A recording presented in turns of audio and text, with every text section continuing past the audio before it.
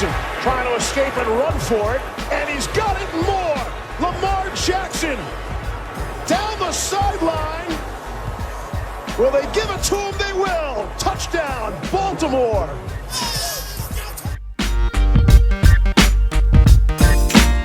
And with 1:17 left to play on Wild Card Weekend, the Hayes in the barn.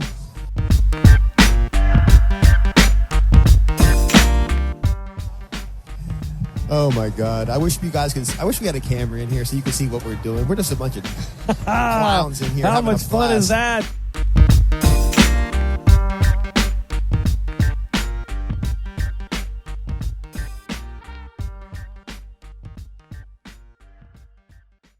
All right, welcome on back to another edition of the Baltimore Beatdown podcast. It is Friday, March 26th. My name is Jake Luke, joined by Spencer Nathaniel Schultz here in the Jeremy Butler Memorial Studio.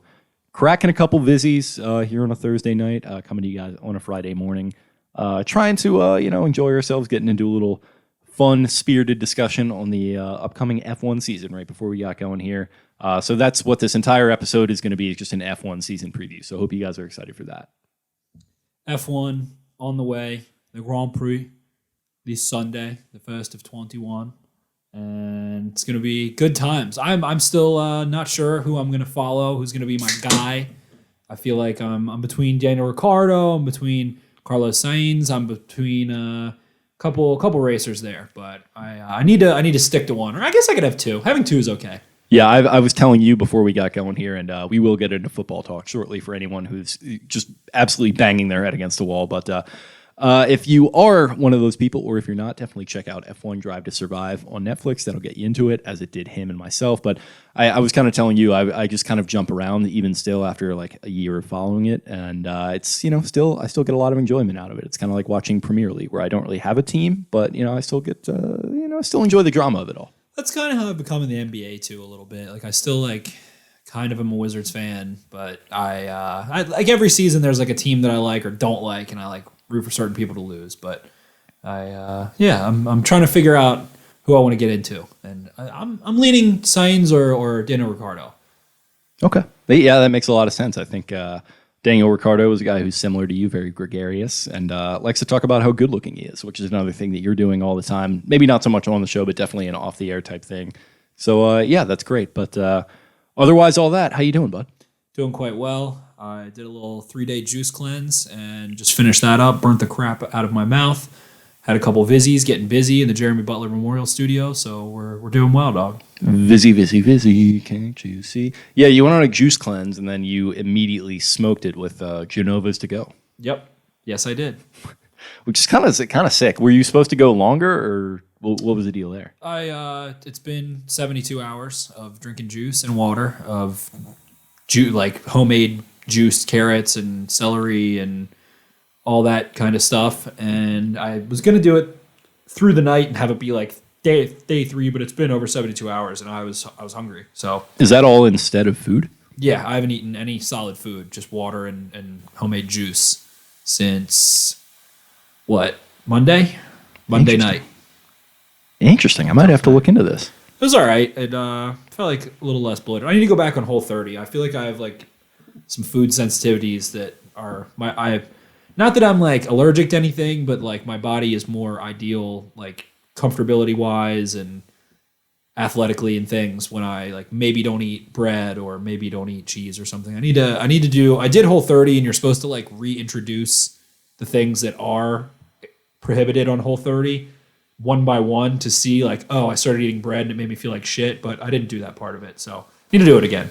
Okay. Highly recommend Whole30 for anyone looking for a fun way to mix up their diet. You can still eat French fries as long as they're not dog shit. But you can air fry yourself some French fries. That was my main snack, and I lost a lot of weight and had a lot of fun. Interesting. Yeah, I might actually look into that too. I did the dry January this year, so that's probably going to be a natural progression at some point for me. So that sounds like a fun little thing that I could mix in here. But here we are, swerving on and off the rails. But it's a nice kind of discussion driven Thursday night pod. We like to mix it up a little bit on these, but I guess, like I said before, everyone but Siege Batman just completely drives off the road here because of us driving ourselves off the rails.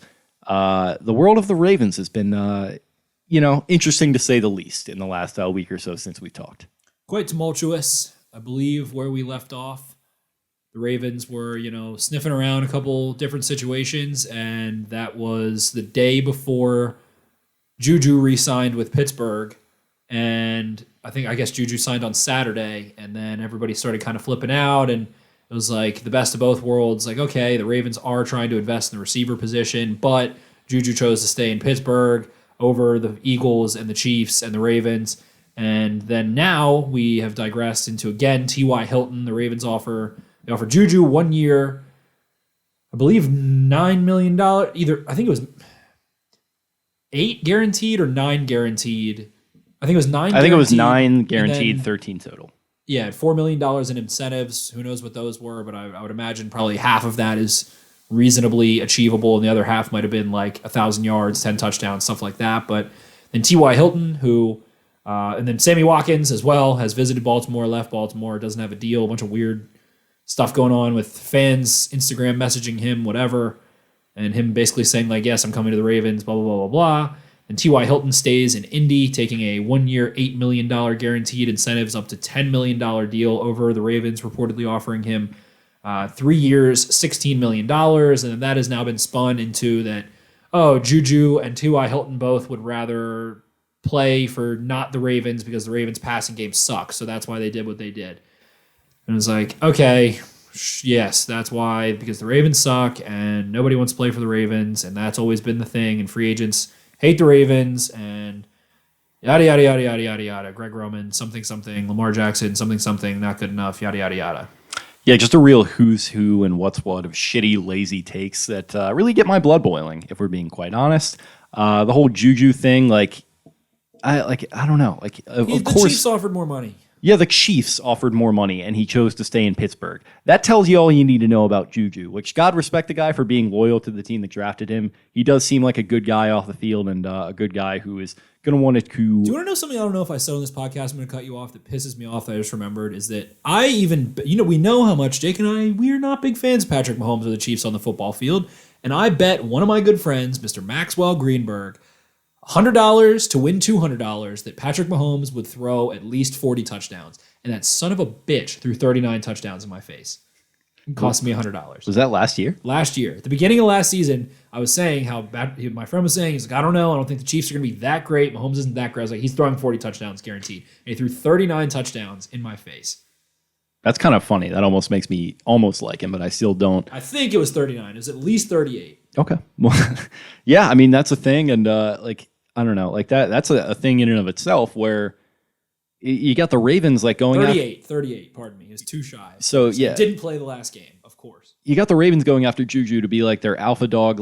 I hate the term number one receiver, but that's ideally kind of what you're talking about, where he's going to take attention away from Hollywood, allow Hollywood to be that prototypical number two, and he's kind of that space eating sort of X receiver type of thing. It's another term that I think is kind of getting butchered recently, but you got them doing that for him to be that for them, and then you've got the Chiefs, who are you got Mecole Hardman and Tyreek Hill in the mix, and Travis Kelce, and they're going after Juju to be their third receiver, and it's kind of shows a little bit of a discrepancy in philosophy with some of these organizations. But of course, he chooses to go back to old Fig Jam and the Steelers, where the corpse of Ben Roethlisberger. We'll see how that works out. Everyone talking about how, oh, yeah, why would they want to go play with Lamar Jackson? He can't throw the running back. And then, Greg Roman passing concept. Oh, yeah. Why would they want to go there? Yeah, enjoy playing with fucking, John Wayne Roethlisberger. Hey, T.Y. Hilton, enjoy playing with the corpse of fucking Carson Wentz. Have fun. Go win 6 games. That's going to be really great for you. I hope you're really prolific. I hope you make a ton of money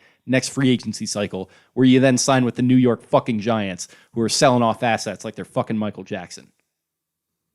Or buying assets, I should say. Maybe that didn't really work. I was just trying to use an Ari Gold quote there. It hit hard. It didn't totally fit, but I had to use it. I'll be the Babs Miller here. I'll bring it back. Bring it back easy, Ari, easy. Babs. It's all right. Lose my edge. It's all right.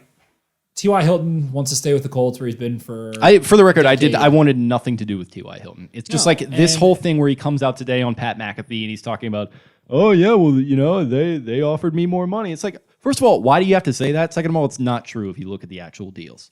He got offered $5 million a year from the Ravens. chump change. And sure, I mean, maybe it is true. Maybe it is all true and great. And guess fucking what? You can draft receivers. You can draft them in the first round. You can trade for them. You can do anything. Anything. I think the only two receivers that really would have filled what the Ravens are looking for and need are Corey Davis and Kenny Golladay. I think those are the only two out of this draft cycle that would have been filling that role of the contested catch, physical, big target that can work over the middle and handle a pretty heavy volume. And I like the idea of Kenny Golladay. Sure, yes, I did. But let me know if Kenny Golladay is playing worth $21.5 million next year and the year after, because he's probably not going to be. And that's the whole conversation that we've always gotten back to. We've gone off the rails this offseason because it's been a tough one, tough free agency period, all the rumors and all the bullshit and all the whatever. But ultimately, when you pay someone $20 million in free agency, how often, aside from quarterbacks especially, how often do you get value on that return? Very seldom do you get value. Was it, oh, we signed someone for top of the market money and it was worth it. We gained on that investment. Not that often.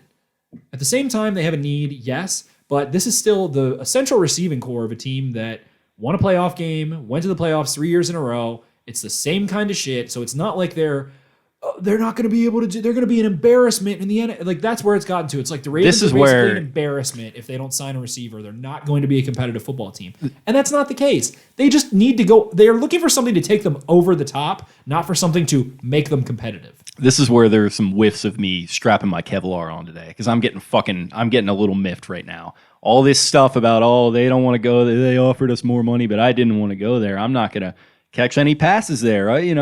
Yeah, they got a good thing going, but I'm going to go play with Carson Wentz, and I'm going to go back to old Fig Jam Roethlisberger, and I'm just going to have myself a grand old time. And everyone on Twitter is going to have a grand old time, sitting up in their ivory tower, sniping down at them because, oh, what a terrible outfit that only won 11 games in a playoff game last year. They're never going to get it done. You know what? I'm fucking tired of it. Self-pity chaps my ass, in the word of the great Brian Billick. I'm done with the self-pity party bullshit that's been going on. I've been done with it. I was done with it before it started, but now it's gotten to, a completely just untenable level. I am done with it. I am done crying and whining in my motherfucking cornflakes because they're probably going to make a move between now and the draft, and if they don't, they're probably going to draft a guy, and they're probably going to be fine, and they're probably going to win between 10 and 12 games, and from there, do what you got to do. I mean, figure it out. I guess the concern, obviously, is that they needed to get a veteran presence at receiver that's going to help them advance in the playoffs. Maybe that won't happen again. In a year's time, we're going to be having the same conversation. But for right now, I just think we're getting to threat level midnight with all this stuff about how the Ravens are just a sinking fucking ship, because they're not. I'm tired of it. I'm tired of it all. I'm just angry, Just the whole notion that I just don't understand. The whole notion that a receiver needs to have, no receiver needs to come to Baltimore and have 1,000 yards. That's not what's needed. That's not what's expected. Few have. And, Anquan Bolden, the best receiver in Ravens history, didn't eclipse 1,000 yards. Didn't come that close. He had 921 in 2012 on 65 receptions. Anquan Bolden had 64 receptions, 57 receptions, and 65 receptions, and was the Ravens' leader in receptions, I believe, each of those 3 seasons, if I'm not mistaken. That's all they need. They just need someone to come catch 60 passes and be a fucking big boy, be a grown man on the boundary. That's all they need. And it's just such a laughable notion that they can't pay someone to come do that for them that is, a 28-year-old receiver, 29-year-old receiver to come catch 60 balls and win when asked to and be a third horse on the outside. It's like, I don't know. None of those guys, like Kenny Golladay, the people are acting basically like Kenny Golladay shot the Ravens down. The Ravens never made an offer. Kenny Golladay never visited. He was in New York that entire time, and Kenny Galladay's agent was probably using that for leverage. Kenny Golladay hasn't caught more than 70 passes in a season. And who's he going to play with and play for? The Giants, and they're not some fucking category 5 hurricane of an offense. Like, and it's like, all due respect to Daniel Jones, but like, I'm not going to be surprised in the slightest if in a year from now we're seeing an Allen Robinson situation with Kenny Galladay, where he's like, I'm talking to my agent and I'm trying to get out of here because this did not work out. And he might have 400. I think he's gonna be happy because guess what? He's getting fucking paid. And listen, he's getting paid, and he might have 400 more yards and a couple more touchdowns. And if that's good enough for you to win 7 games or whatever it's going to be, then God bless you. That's all I'm saying. Receivers often and I hate to be meathead fan, boil it down to all that stuff, but at a certain point, like, I just got to strap on my fucking guns and my headband and turn into John Rambo because I'm ready to go to fucking war. I don't know why there's not a selling point of, hey, we're looking to improve our... Like, no one's ever said this perspective of it, which I feel like is the pitch that you make if you're the Ravens trying to bring in a receiver. Hey, we're looking to improve our pass offense. We got Zeitler, or tried to shore up our offensive line. We feel like we're one piece away. You are that piece. We want to pay you a lot of money to be that piece. We have gone to the playoffs 3 straight years. We have struggled to be able to pass the ball well enough because we are missing you. You are the missing link, and you are going to help us win a Super Bowl. Doesn't that sound pretty fucking good? Get paid, be the missing link, and take the offense over top. Isn't that like what you want to hear? Isn't that what you want to do as a player? Like Baker Mayfield talking about how he wanted to go to the Browns because he wanted to be the guy after all those years that's going to turn them around. And obviously you're talking about something on a much smaller scale and not quite to the degree that of the misery that the Browns were facing. But don't you want to be that guy? Like, I don't know. And like, maybe not if you're going with competing offers for the team that you're leaving and you could stay with them. So in the case of Juju or T.Y. Hilton, I get it. And it doesn't really sound like they were in on Galladay. But just in a hypothetical scenario, like, I just don't buy this narrative that, the Ravens are this poverty franchise when it comes to passing the football. And like, free agents would never want to come to Baltimore. It doesn't totally hold water for your boy over here. And I'm definitely guilty of it to an extent, but it's like acting like this organization is such a shitty organization that is so incompetent because they have not been able to find an absolute stud wide receiver in a trade or in free agency, when realistically, Galladay is the only one that is like a stand-up blowout receiver. And maybe I might even throw Will Fuller in there because when he's healthy, he's fucking dynamite. But it's like Juju is not going to be some fucking all-pro receiver.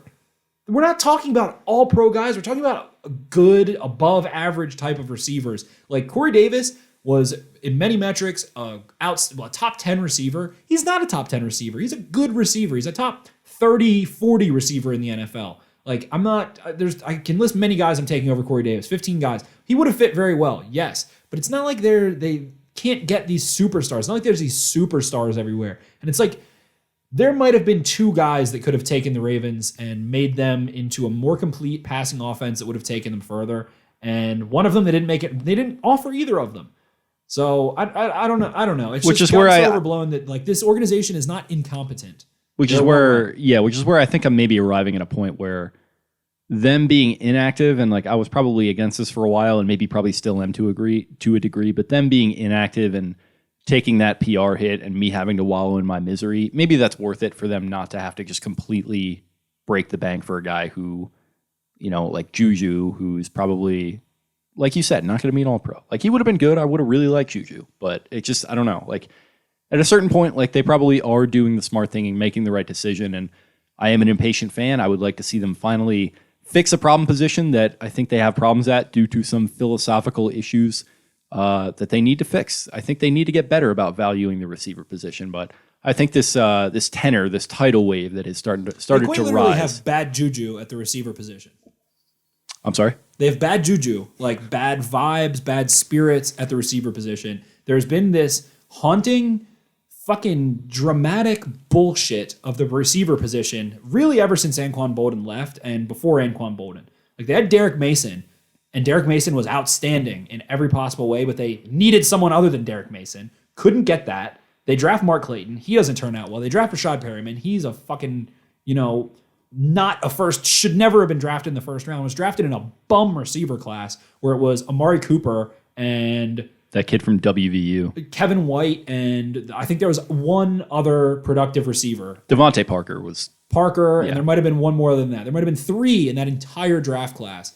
And they draft Hollywood. He's a first receiver off the board, and he is like, It just hasn't fully clicked with him and Lamar, and I blame Lamar a lot more than I think a lot of people are willing to, and I blame the pass protection a lot more than I think a lot of the people are willing to. But Greg Roman is always the easiest scapegoat, and it's all Greg Roman, and Greg Roman got fired in Buffalo, and Greg Roman got fired in San Francisco. And it's like, all right, how long did Jim Harbaugh last after Greg Roman was fired? And how much internal strife was going on with Jim Harbaugh? How long did Rex Ryan last after Greg Roman was fired? You want to talk about internal strife? I mean, Rex Ryan. Greg Roman was fired in Buffalo after a 37-31 loss to the Jets. Tyrod Taylor threw for 300 yards and 3 touchdowns, and they fired Greg Roman the next day. Well, that's not a goat, kind of, but scapegoat. That's a fucking scapegoat. That was pretty good. Scapegoat. Good. That is a fucking scapegoat. Greg Roman scapegoated yet again, and it's like, why are we blaming? Greg Roman is what he is. He's a masterful offensive run coordinator, run designer, run game fucking genius. That is what he is. His pass game is an efficient pass game that is not the most complex. It is not the most, best advanced, Tom Brady fucking pre-snap shit. He has problems getting the team. He's consistently had problems in San Francisco, Buffalo, and Baltimore getting those offenses to the line of scrimmage to execute his complicated motion shit before the line. That has been a recurring problem. I went back and did some deep diving on that. The 49ers were dead last in the NFL in delay of games, and then they were like 7th, the second or third, tied for 3rd the following year. So that's been an issue. But Greg Roman is what Greg Roman is. He is a masterful run game coordinator. That's why, bringing in Keith Williams and bringing in T. Martin and bringing these guys in and after David Culley kind of splitting it open, and they clearly are looking around receivers. Clearly they're trying to expand here, but it's like, you know what Greg Roman is, so why are you mad when he's not something that he's not? Why are you mad? What is your solution? And you can't be mad at these receivers if you're the front office when they're not what you kind of gambled on a little bit. You gambled on Miles Boykin and it didn't work out. You can't get even really gamble. Well, I guess this past year they did. They expect they. That's what I'm saying. Potential. You drafted him in the 3rd round. It's reasonable to expect that 1 year of development, and they gambled, and I agreed with the gamble that it's like, all right, you got to. We were excited for Miles Boykin last year. Absolutely, we absolutely were. We loved what we saw from him in camp the previous year, and it was like, you know what, this guy, it's worth a shot, and it didn't work out, and you can't get mad at him for that. But at a certain point, it's time to fix it. But also the freaking out about all the fact that they have to get this one guy. It's like there's options out there. We all want the Ravens to improve, of course. We want them to get to the AFC Championship. We want them to get to the Super Bowl, of course. Every fan, every analyst, every fucking whatever writer, host, whatever of every team wants that team to go to the Super Bowl. The unfortunate reality is that unless your name is Tom Brady, you're not consistently going. A couple guys have some stretches. Russell Wilson goes to back-to-back. He hasn't fucking sniffed a championship game since then. Am I mistaken there? I think he's been in a couple championships, right? Maybe one championship game, but hasn't been back to the Super Bowl. It is very difficult. The Ravens are still overall in a good place. It's just frustrating because it feels like they haven't been able to make the right moves to take them over the top. And they play this patient, conservative, frugal game of comp picks and value signings and saving money. And it's just frustrating because it's, penny. It's like you're. I think to our point there is that's fine every year, but it feels like, and this is the whole elephant in the room of it, is it feels like we're approaching the end of an era, which is the first sort of wave of the Lamar Jackson era. Lamar Jackson being cheap. Right. It feels like you're kind of transitioning pretty soon into that next era where he's going to be expensive. And it feels like if you want to do the comp pick game and we're going to be, we're right player, right place, right price, wonderful company at a fair price, that's fine. That makes total sense. But just in a year like this, and especially with the COVID numbers and the cap being wonky, kind of felt like there was an opportunity there. And, maybe you could have capitalized on that a little bit. But I guess my point is I'm frustrated that they haven't done that yet, but I'm also getting frustrated at the reaction to their inactivity. I think it's a little overboard at this point, and they should have paid Marvin Jones $7 million a year. That's him, Corey Davis. I get that was Marvin a little more Jones, expensive. Especially a guy who's posted 9 touchdowns in 3 of the last 4 seasons with a 6 touchdown season, and is a better veteran receiver than you've had. I wouldn't say he's better than Hollywood as a receiver. They're 2 different guys, but a better veteran presence than you've had in a while, and the Jaguars got him for $4 million a fucking year, and you didn't. And they're doing that, and you're cutting LJ Fort for almost that money. And why did you do that? And we don't hear any reports. They're not in on him. They're not in whatever. But it's what we've been talking about as long as long as this podcast has been a thing, as long as you and I have been doing this, it's, I guess basically we took it over. The 2019 season happened. There were questions there. It went really well. Since that Titans loss, we've been talking about it. We've been talking about it. We've been talking about it. We've been talking about it. We've been talking about it for over a year now. It's tiring. We're beat up. We're sick of it. We're tired. We already had this sort of cathartic episode, and now it's not even cathartic anymore. It's just aggravation, frustration, and Aggravation. We want emancipation from that aggravation and frustration, but we're at the mercy of one Eric DeCosta. Who, like I said, like it's frustrating, and like I've said my piece on all the ways that I think they could have done things differently up to this point, but I don't know. At a certain point, like I'm just sitting back and I'm waiting, and like maybe that doesn't make for great content, but I think maybe a trade's going to be in the offing. Maybe something's going to happen. I think they're going to hit it hard in the draft regardless. So I think at a certain point, like all just like the pity party amongst the fan base, it grates on me, and then the sneering kind of like other fan bases, like, oh, nobody wants to go play for the Ravens. Yeah, Lamar can't throw. I don't know. It's just like the dialogue around the Ravens always seems to be a little different when other teams are talking about them, as opposed to other quarterbacks who probably could deserve, maybe a little more. It's just something about Lamar Jackson. Just something about him. Lamar Jackson has just caused some sort of really weird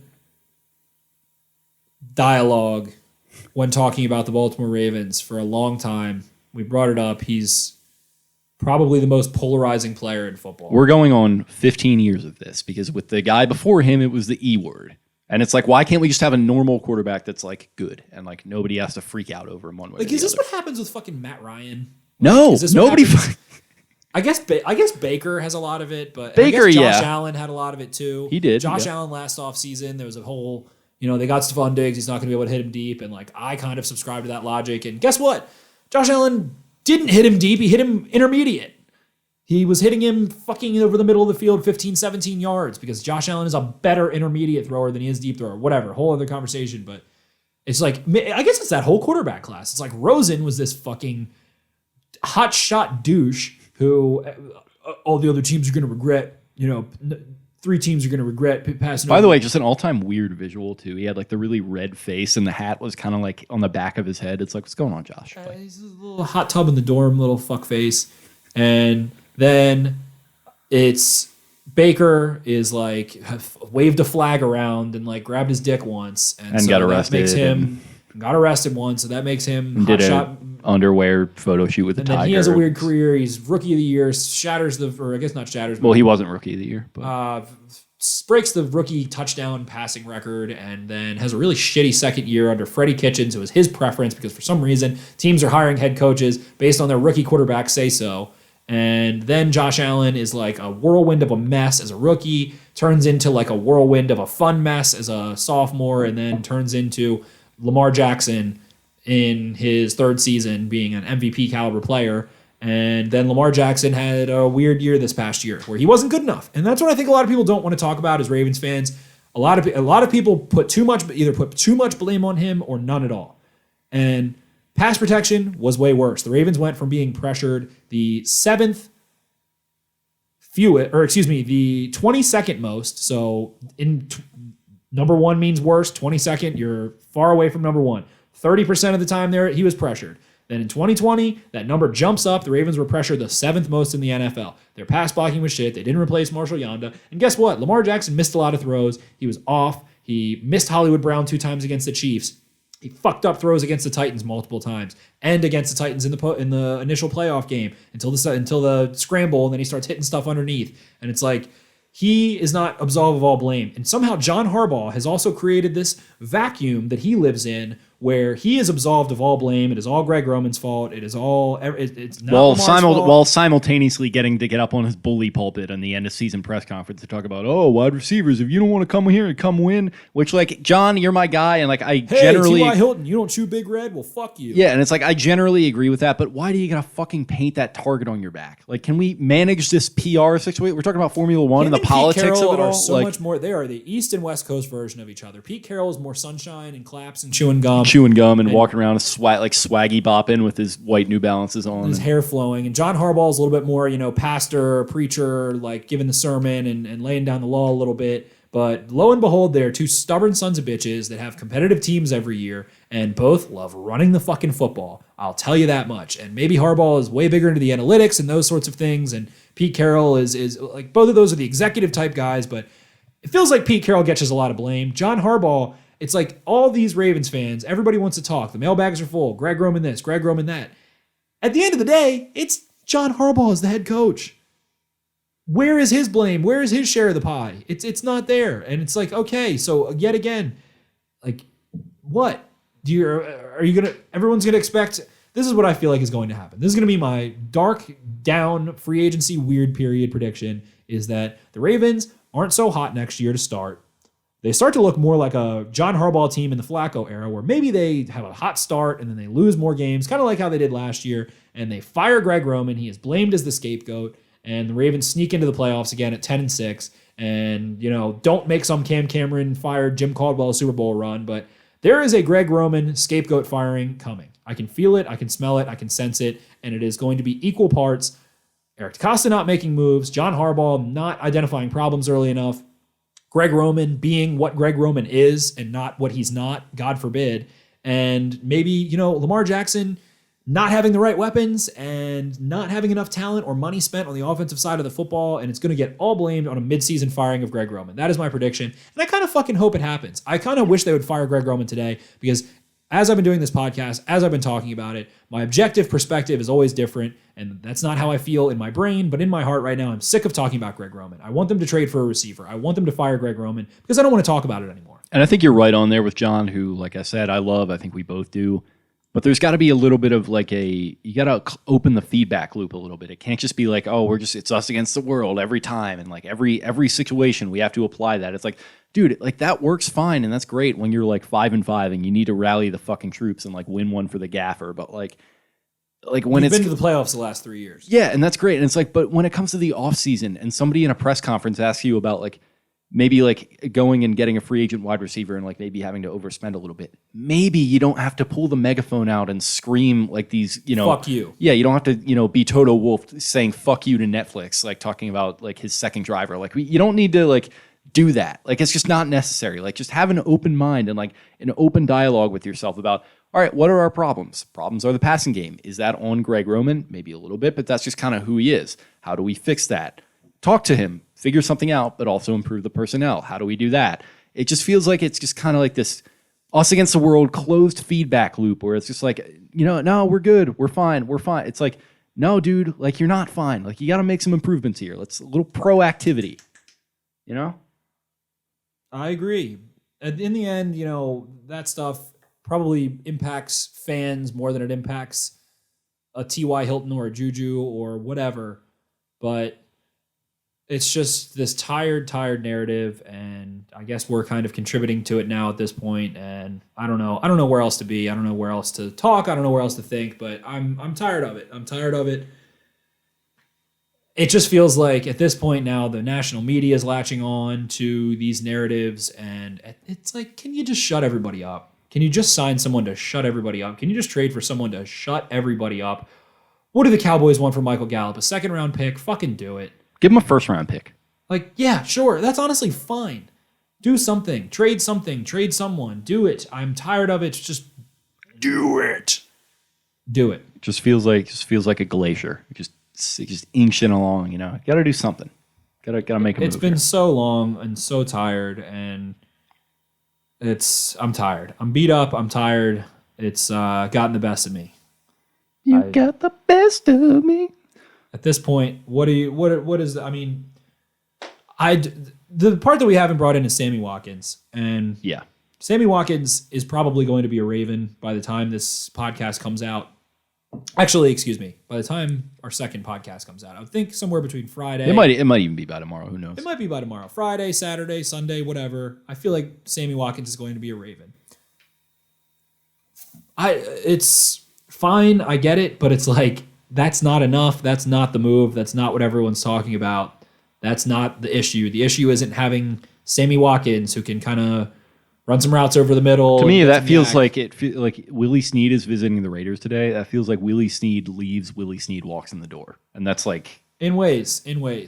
they're not terribly dissimilar at this point in Sammy Watkins' career and at least what the Chiefs were asking him to do, which is work the middle of the field a bunch. And that's not a shot. Like, I loved Willie Snead and what he brought, and like I think Sammy Watkins could be like a decent signing. You're not taking a step. You're not taking the step to move forward, to get better, to be over the hump, to make that Super Bowl. You are downgrading in durability.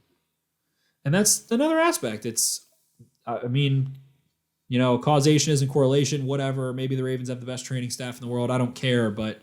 Well, maybe not the smartest training staff in the world. Maybe not the smartest training staff. Well, we know that. We certainly know that in terms of decisions and throwing caution to the wind and saying basically fuck you to this entire organization. Whatever, we're past that. But Sammy Watkins is not going to be the missing link. He might prevent the Ravens from finding the missing link by saying, okay, we got a veteran that, you know, he was a top 5 pick 8 years ago, and he's a guy who's played in Super Bowls. Like, I like all of that, but you still need to go get someone else. And then guess what? You might have a really good receiver room.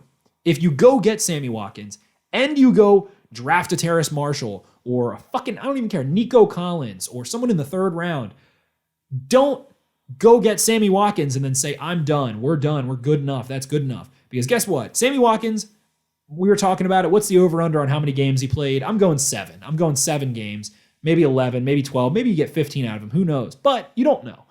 Then guess what?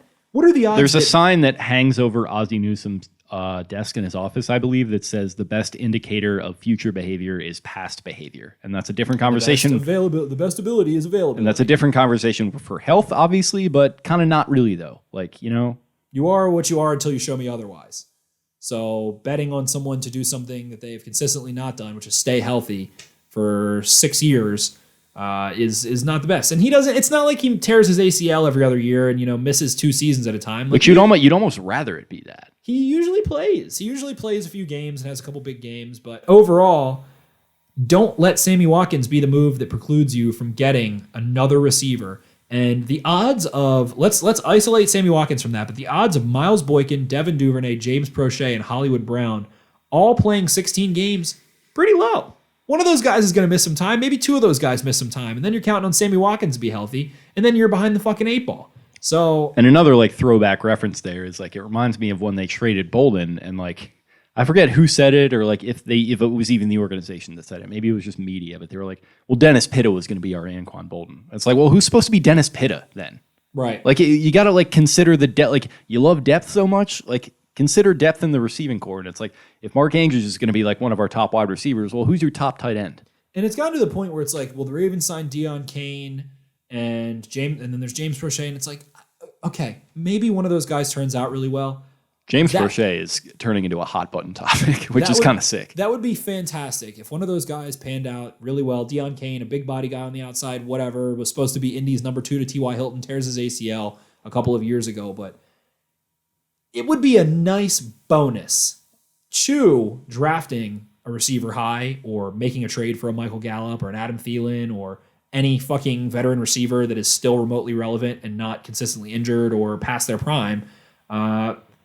As opposed to not doing that, signing Sammy Watkins and having a bunch of inexperienced receivers basically outside of Hollywood and guys that you can't count on. It's a nice bonus if one of those guys pans out, and then guess what? You have too many good receivers instead of not enough guys who can play. And that's a fantastic problem to have. Overcompensate. That's what we've been saying. And ahead, I'm getting back to the same points that I've already made at the beginning of this offseason. Lamar's going to sign an extension probably this time next year. That feels like a very strong likelihood. Get him in a fucking vacuum.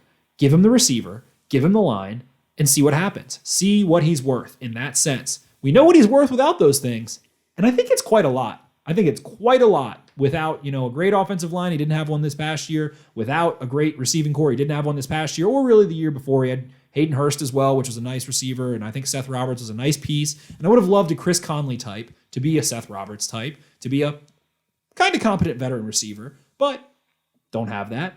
Sammy Watkins is not the answer. Seth Roberts is not the answer. And you need to put Lamar in a vacuum. You need to figure out what you have. You need to figure out what you can be. And they're not making those moves. The definition of insanity, Albert Einstein, who didn't even actually say it, doing the same thing over and over and expecting a different result. If you're happy getting to the playoffs, I'm happy every time they make the playoffs. I'm really happy. And I'm really happy that I've been fortunate enough to watch Baltimore Ravens playoff football each of the last 3 years after a tough stretch where they didn't play any for a couple of years, which was disappointing.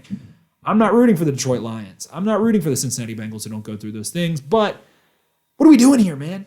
Like, make a fucking move. It's just like, why is it? It's just we don't like have the confidence for them to do that. It's just like the question comes back to philosophy, which Voss talks about a lot. And it's just like, why is it so cataclysmic? Like the idea that you're just going to upgrade your receiving core. Like, why is it so crazy that like every year we're having this conversation, or like, why is it so crazy to them that they can't do that? And then every year we're sitting here once again. And you touched on the point about, it's great to watch this team, and like, I don't want to sound spoiled, and I hope I don't come across that way. I don't think you come across that way at all. It's just like there's some very, some questions out there that seem like they have some pretty obvious answers that they just don't seem interested in even discussing. And it's just like, why can't we just have the discussion about like maybe it's time to change the philosophy a little bit in regards to the wide receiver position? Like, why can't we have that conversation? Why does it have to be this batten down the hatches? Like, we're fine. Like, everything's fine. Like, maybe this is all in vain, because if the philosophy is we don't want to overpay for one in free agency, we like to draft them, and they go draft one in the first round, everyone will shut up. Yeah, and if they're good, they will shut up, because if they don't, then like that's another issue that you're kind of towing the line on, where it's like their ability to draft them is also kind of in question a little bit, which is where the whole conversation about why can't you just go get one in free agency, like a veteran, like why can't you just do that? And like I saw a clip from Sam Monson today. I think Garnett, a friend of the show, was tweeting it out about how like it eliminates that uncertainty if you just go and get a professional and bring him into the room. And it's just like, even if you know what you're getting for the most part, even if you do draft a guy, like that's great, but like even if he's a first rounder, there's still some uncertainty. Like not to say the guy's going to be a bust necessarily, but might take some time to transition. And like that's what he talks about with. He mentioned the Browns as an example. If they knew like Baker Mayfield was good to begin with. Then he had a tough, down year. And then after that, they just threw everything into the offense. Offensive line, receivers, they had already kind of made those moves prior to even Baker getting there. Tight ends, they just got everything they needed, and Baker had a good year. The Bills, the Josh Allen thing that you mentioned, all that stuff. Offensive line, it's tight like a end. car. It's like Stephon Diggs. It's like, oh, the brakes aren't working, so I get new brakes.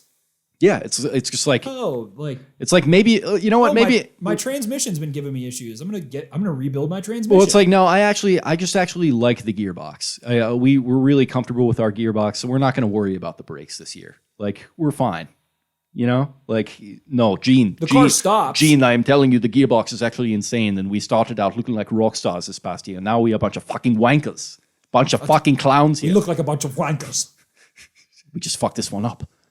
It doesn't make it right. I know that. Saying we fucked it up. It doesn't make it right. I'm pissed off too. It's going to be my new job making the coffee here. At a certain point, just it feels so obvious to everyone except for the Ravens. It feels like what to do, and it is make a bigger move than T.Y. Hilton, make a bigger move than Sammy Watkins, maybe overpay a little, but it's not their style. They have their core philosophy, their morals as a franchise, that they like the value. And I mean, I thought I was crazy. Tyus Bowser gets $5 million a year, and back in November, October, when I was starting to say like extend Tyus Bowser, he's the cheapest one. I was thinking he was a guy who was going to be worth $10 million a year as a really capable cover, slot, edge, off ball, on ball, versatile player, especially within the Ravens defense.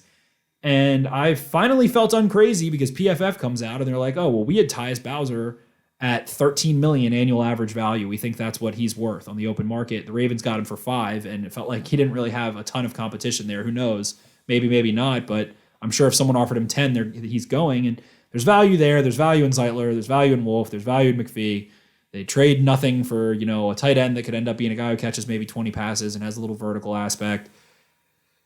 But at some point, like, nickeling and diming is only worthwhile until you make the big purchase. Like it's like doing coupons your entire life and having a savings account and contributing to your 401k your entire life and then dying.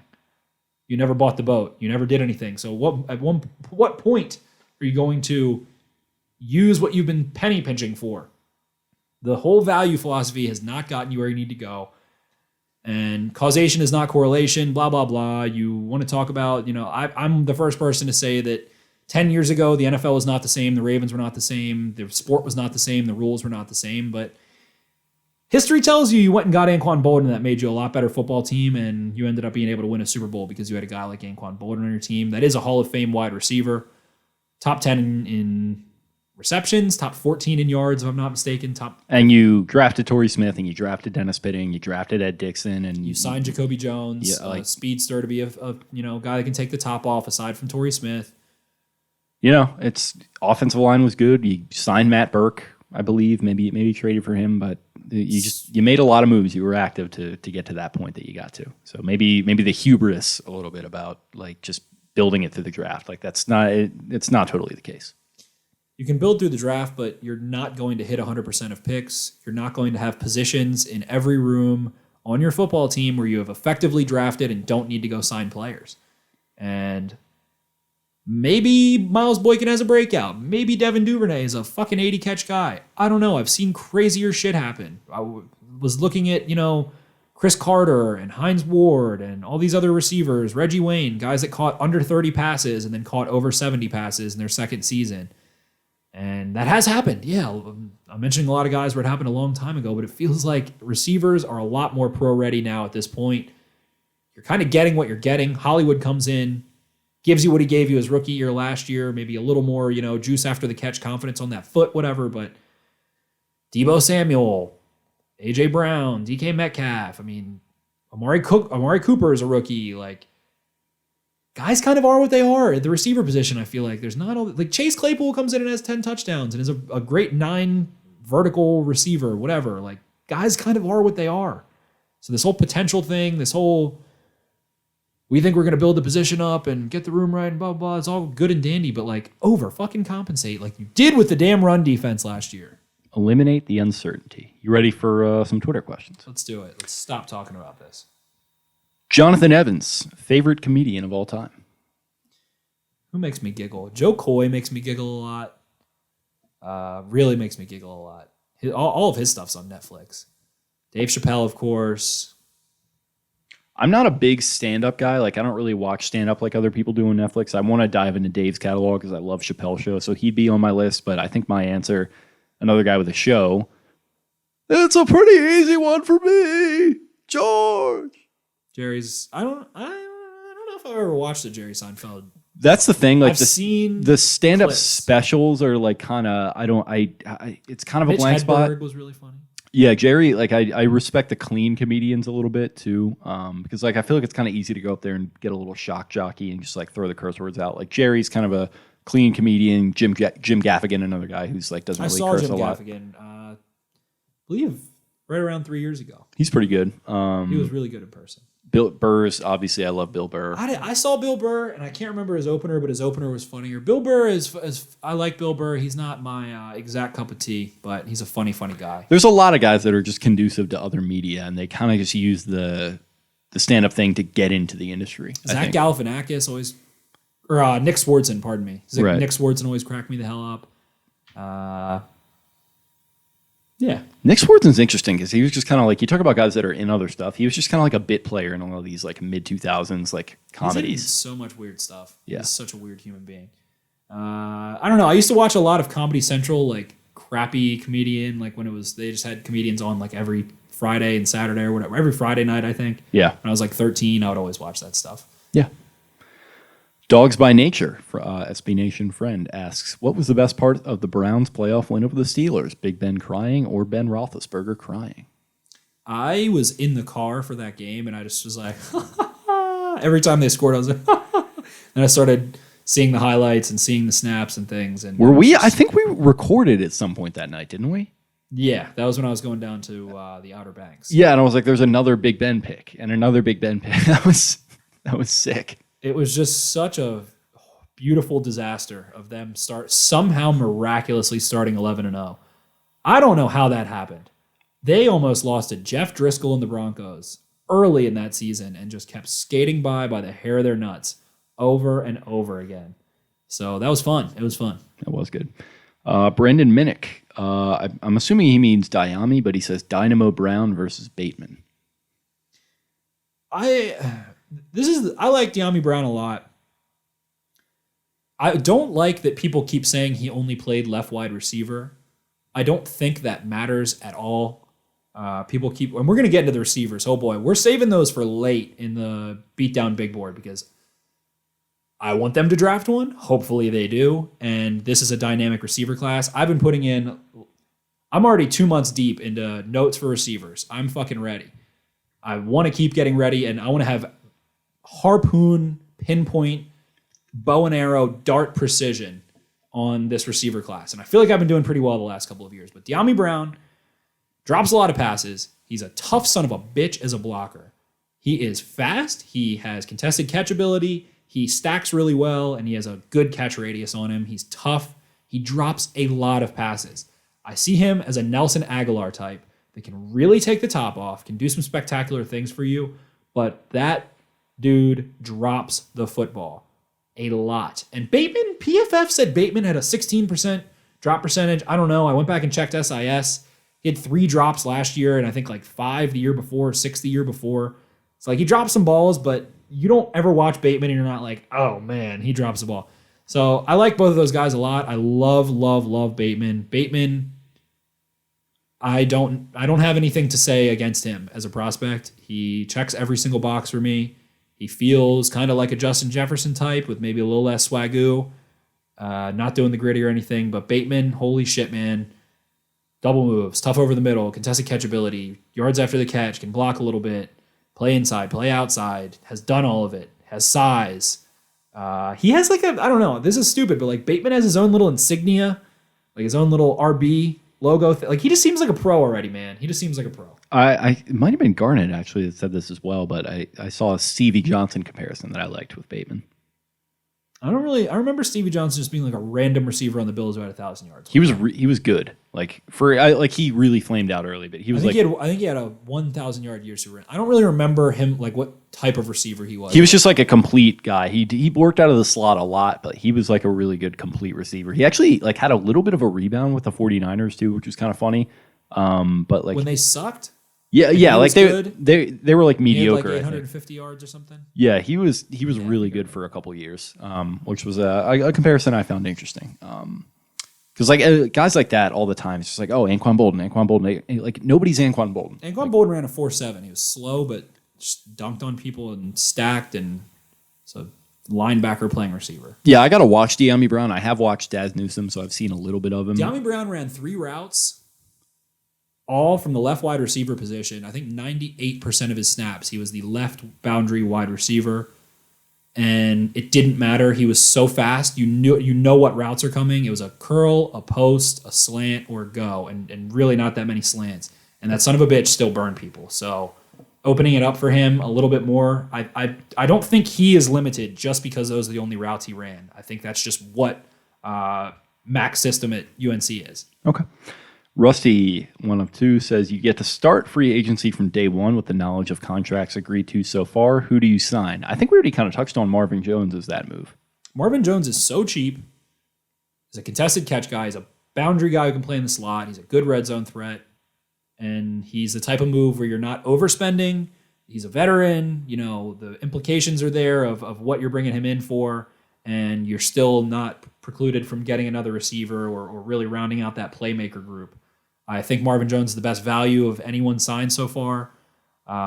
Corey Davis, of course. I don't hate Emmanuel Sanders' contract. I think it was $6 million. So those guys. And then otherwise, what has there been? Judon was $14 million. I'd like to have Judon still. I'd like to have Judon and Bowser and have those be the guys with McPhee and Ferguson rotating in. He follows up with how many bowls of unlimited soup with a rule of 1 breadstick per bowl of soup can you crush at Olive Garden? I'm not a soup guy, but I am a competitive eating guy. And how many bowls of soup? I love soup, but I haven't been to Olive Garden in like a decade, I feel like. Olive Garden, some people hate. I love Olive Garden. I think it's, I have nothing against it. I just haven't been there since high school. I've had some good times at the OG. You got the one right on the corner of 140 and what is that one road? Westminster. Yeah, that was the last one. The last one I went to, I think, like in high school. So this is like over a decade ago. It's still there. They always do some crazy deals too, like the unlimited pot, like unlimited, take it home, whatever, bowl of pasta. I can't remember. I haven't been there in a while. But how many bowls? I'm a big soup guy. I would say probably, but are we saving space for food? I think we're doing this like for a prize. Like I imagine a cash prize. I could probably eat 4 bowls of soup. 4? You could eat more than 4. 4 bowls of soup. It depends on what kind of soup. Do we have to eat the breadstick with it? That's a good question. I'm going to say no, but you can have a breadstick if you want. I'll go 5 if I don't have to eat the breadstick. I think I could eat 15 easily bowls of soup. I think I could put down 20 Maybe it's bowls. just the fact that like a lot of the soup I eat is the ones out of the can that are like 3,500 calories and they just like fill me up so quickly.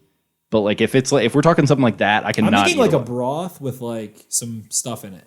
Like not a lot of stuff. Yeah, I could probably do a lot of that. But if we're talking something substantive, like a chowder? I like a nice substantive soup. I've started to fuck with making soup a lot in the past year. It's kind of introducing myself to like cooking for when I inevitably need to start taking care of myself after I've moved out.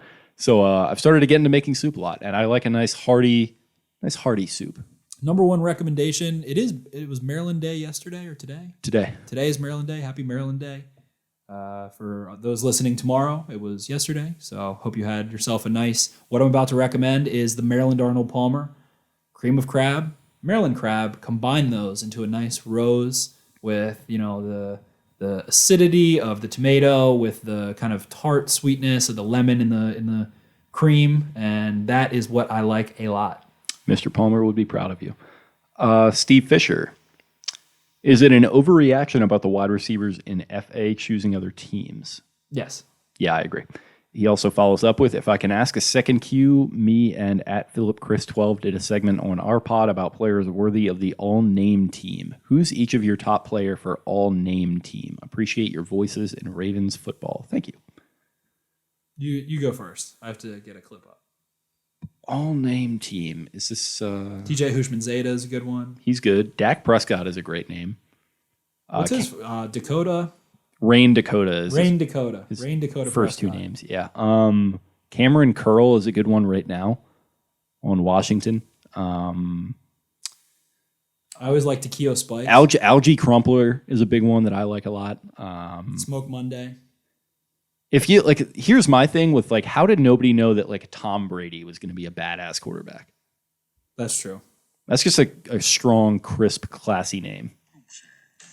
Ole Miss, Quackadilly Blip, Auburn University, Julius Boozler, the U, Miskatine Trisket, University of Michigan, Fall Trail Cluggins, University of Arkansas, Blarone, Washington, Syracuse, cartoons plural. Is that like a newer one? No, actually, I think they did do 2. Yeah, because I know the first one. It's got a lot of Alzheimer's in there too. But it's just like E. On Yeah. just incredibly racist. Shout out to they're whoever allowed to crashed do their it. car listening to that. Yeah, you got to think that the Whoever tuned out and then heard. just like they got to turn it down to like do whatever and turn it back Hope up. I broke your AirPods, listeners. Hope I broke them. That's a good question. Brandon Minnick. I've done a bunch of mock simulation. Ojulari is there almost every time. If he's there at 27, do we take him even though receiver is a bigger need? I'd prefer a receiver if a receiver is there.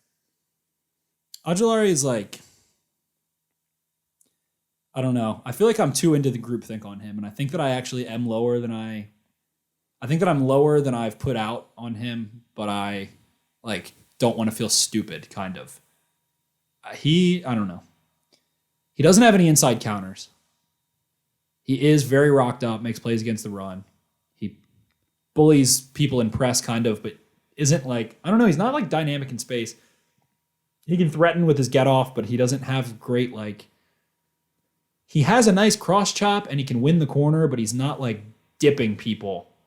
I don't know. He's a weird player. He's a weird player, but he is super young, and I think he was a team captain as a freshman at Georgia, which was a big deal. I don't think he was the first one in under Kirby Smart. He was the first freshman captain, if I'm not mistaken.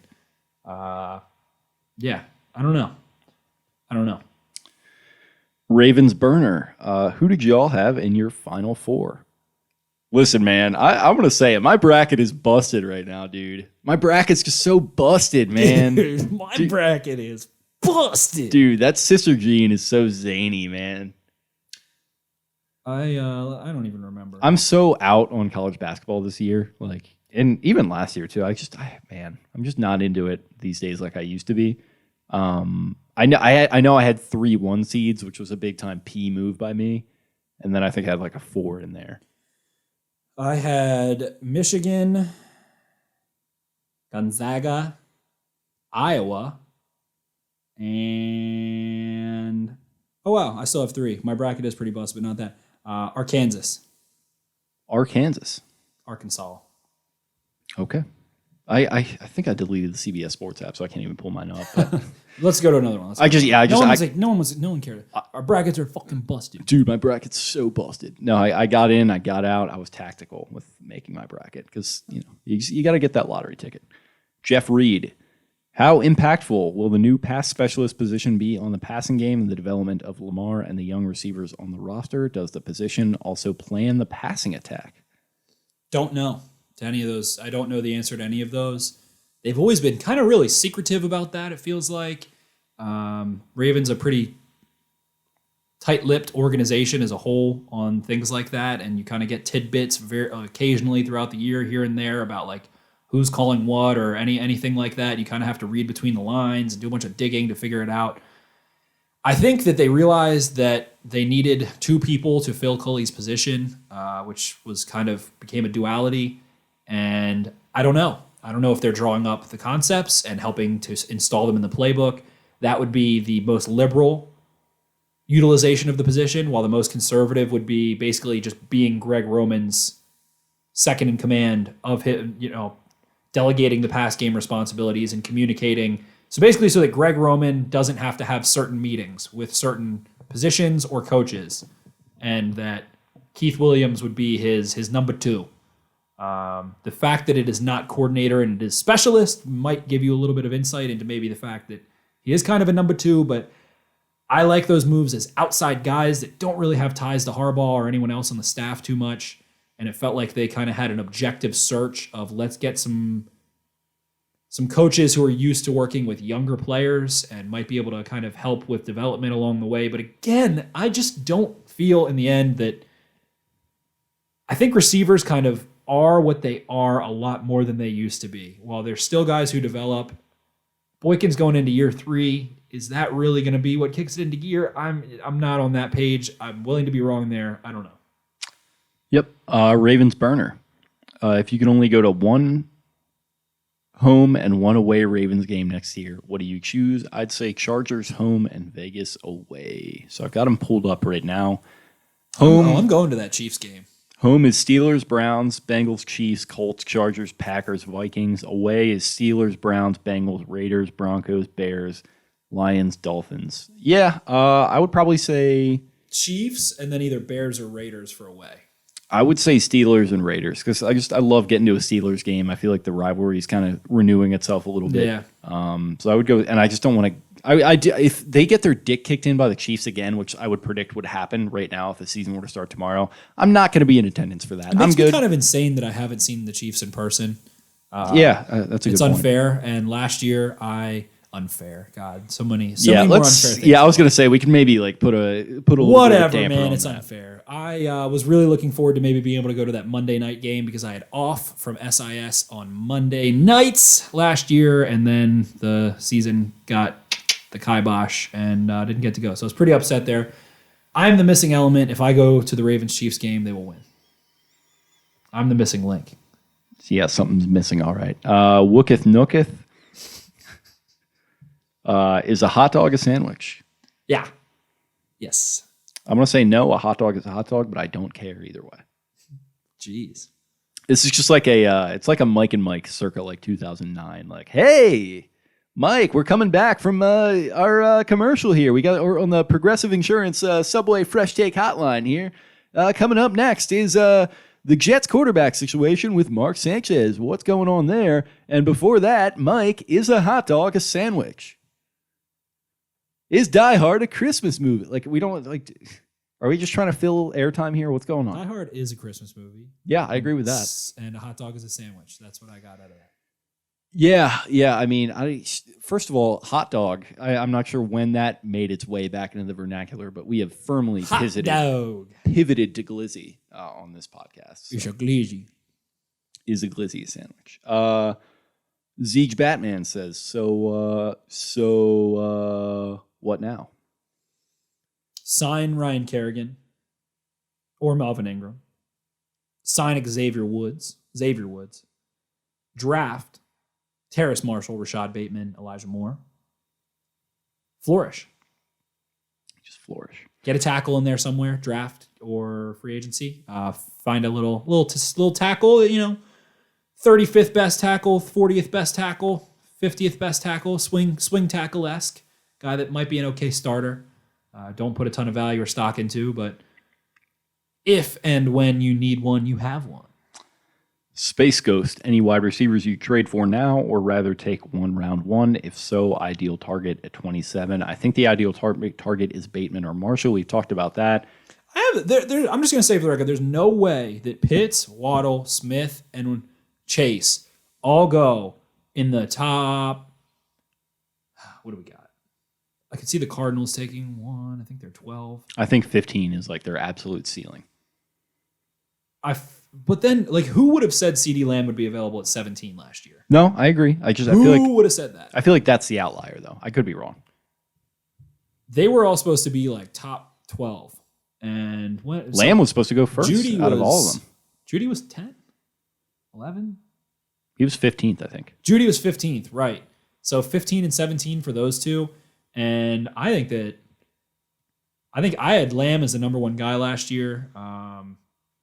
Then I think that this year, probably so far, I'm comfortable saying that Waddle is probably the number one from either year. Chase the number one from either year, and I think Smith is a better prospect than Ruggs, and we loved Ruggs. Yeah. You know how much we loved Ruggs. I think those three guys are all higher prospects than last year, but I don't know. Pitt's factoring in there. Those quarterbacks.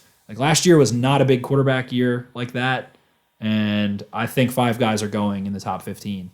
And then you got to think about Sewell, you got to think about Surtain, you got to think about Parsons, and maybe Kwity Paye or someone like that. Stranger things have happened, my friend. Stranger things have happened. So I don't think any of those guys are dropping to 27, but I think they might drop to 17, 18, 19. One of them. Straight up. Luke Schreiber. How do you feel about mortgaging the future a little bit and trading for top 3 wide receiver or Pitts in the draft? If you can find a stud, the value at first-round wide receiver on rookie contracts is better than overpaying for wide receiver 1.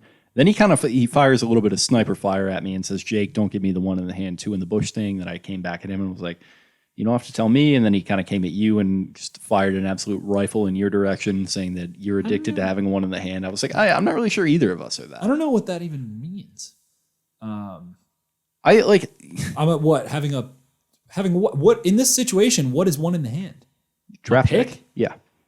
To me, a pick is one of the 2 in the bush, because the pick is the uncertainty. The pick is potential. You're always telling me how much you love Bush, though. I'm a George W.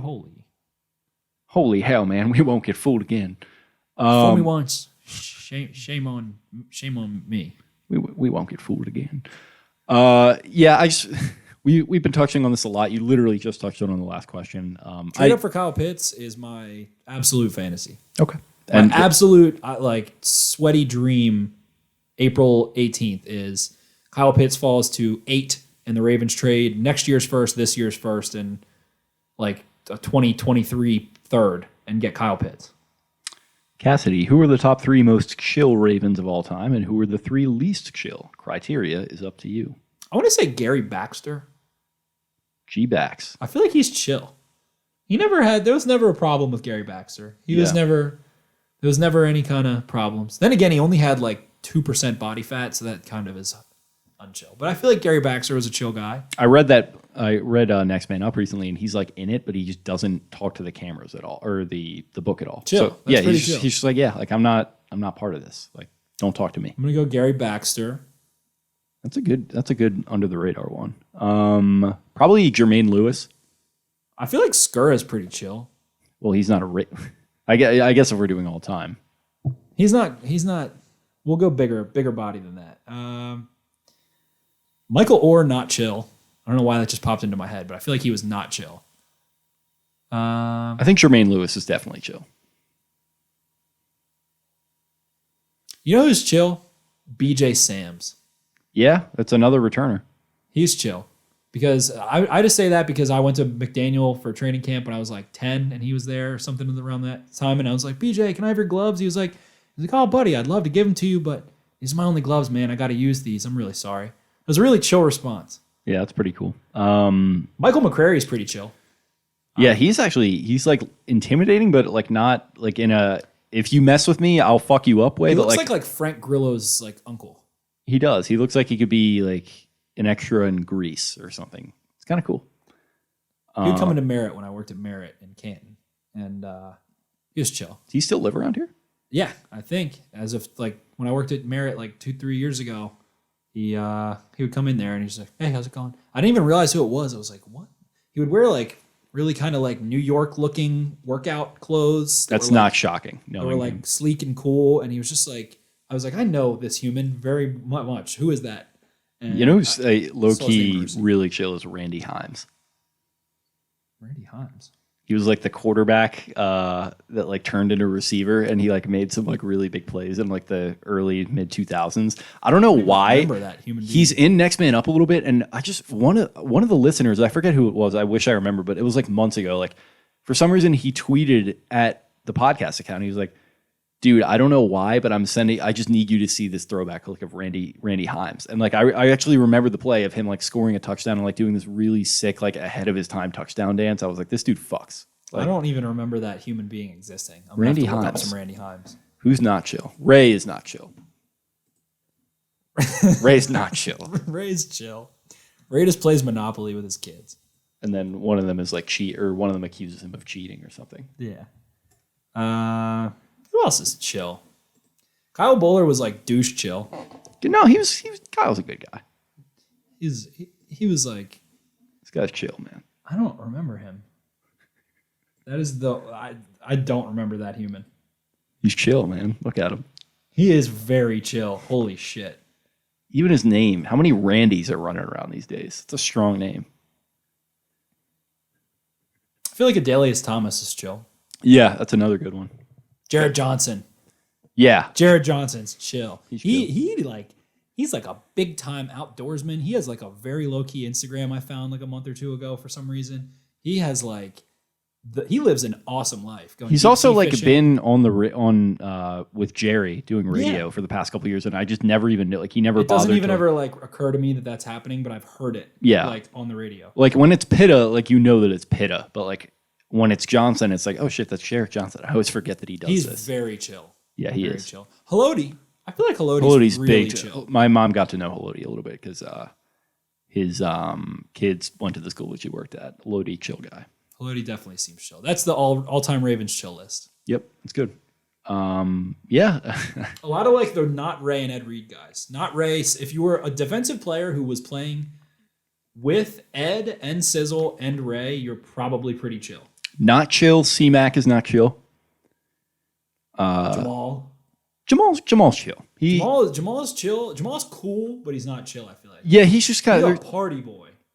Yeah. He still parties in like OCMD big time. Good. Yeah, listen, good for him. Which is chill, I guess, but it's like cool, not chill. Yeah. Justin Tucker is definitely not chill. Not chill. Marlon Humphrey is not chill. No, he's not. Lamar is chill. Lamar is chill, yeah. Gus might be our chill king. Ooh. Gus is reptilian, cold-blooded chill. Yeah. Yeah. Gusto. It's a good question. Let me see. Gus is amazing. I love Gus. He's great. Shane Spicer, Moore or Bateman? If we're talking Rondale, the answer is Bateman. If we're talking Elijah, I'm still in the lab working on that one. Okay. And last one, DJ and K. I can't wait to hear from you guys. I'm perfectly okay with more venting about the Crickets this far in FA, LOL, hashtag cracking my beer now, while you just got 45 minutes of that, my man. And then he says, Ravens are now sitting on plenty of moolah. What's the big move in store? Extend Mark Andrews. And then pretend like that's what all the money was for. we just felt really comfortable about where we were at as far as the cap space and decided that we were going to lock up one of our core players. And he's going to help us locate the micro processes in Miles Kennefic. And we're going to take down that fucker from Southie and the Whitey Bulger, poor imitation of him that's played by. He's been a guy who's made plays for us over the past couple of years. I feel that Mark Andrews is a essential Raven, and we would really like for him to be a Raven for life. Will he catch 10 touchdowns? Maybe. Maybe not. People don't realize Maybe he was fuck actually yourself. second in the NFL in touchdowns in 2019. Okay, so that is the Departed impressions is probably That was my worst Eric DeCosta impression I've ever done. Well, I've listen, had some okay ones. we're getting a little jebby here. It's getting late. We're on like our third hour of recording. So with that, the mailbag is over. Anything else you got for us tonight, bud? Ravens are still in a good place. Just the noise. The Ravens are fine. The noise is obnoxious. That's the point that we've reached with the national commentary, and even I've definitely participated in it myself. Things are not as bad as they seem. They are not even bad at all. The people who want to see this team win just want to see this team win. And I feel like taking a step back, not looking at it through such a micro lens, and I do hate at the same time, like, have faith, Eric DeCosta will do it, he's one of the best, like, blah, blah. Like, all right, It's just there doesn't have to be this polarized reaction where it's like if like one side is thinking one thing and the other side has to think the other thing. It's like no, like there can be. Let's have a little nuance here. It's okay. have some discourse, some nuance. Things are all right. Whatever. Something will happen. Something on that offense is going to happen. They will add, and maybe it's just a freaking tight end, but another person who catches footballs and makes plays will be a Baltimore Raven after the draft at the very least. Okay. Well, you heard it right there from the horse's mouth. Sign Melvin Ingram, sign Ryan Kerrigan, call it a day. Okay. Xavier Woods, draft a receiver. Boom, done. There you go. Get to the AFC Championship. It's been written out for you in the stars. Well, we really appreciate you guys tuning in. This was a fun little hour-plus episode here for you all on a Friday. Be sure to stick around for Tuesday's episode, the Beatdown Big Board, for the safety positions, safeties and slot types. It was a really fun little recording that we threw together, and we're going to be tweeting out our poll for that, so be sure to tune into that for podcast Beatdown for that, and also just tune into it for other goings-on with the show and whatnot. And also tune into the @BeMoreBeatdown account, which is our main account that also gets some show promotion and also tweets out our articles and other great takes and interactions and whatnot. You can follow me on Twitter @JakeLuke. That is LOUQUE. Spencer is @Ravens4Dummies. That's the number 4 in the middle. And you can get us on IG @Baltimore_Beatdown. Once again, appreciate you guys tuning in. Have yourselves a great weekend. We'll talk to you again on Tuesday. See ya. Arrivederci.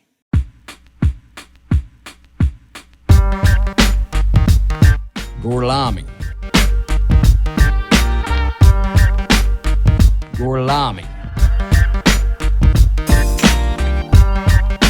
Arrivederci. Arrivederci. Arrivederci. Arrivederci.